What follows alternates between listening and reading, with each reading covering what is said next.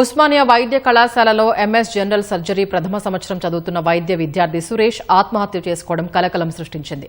3 నెలల కిందట ఉస్మానియాలో పీజీ విద్యార్థిగా సురేష్ చేరాడు.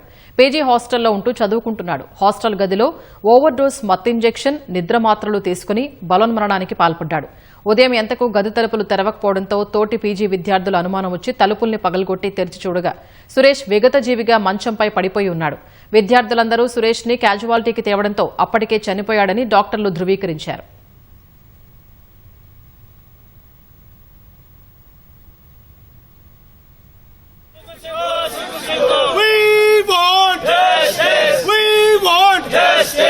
సిగ్గు ఇప్పటివరకు ఆరోగ్య శాఖ మంత్రి స్పందించకపోవడమా?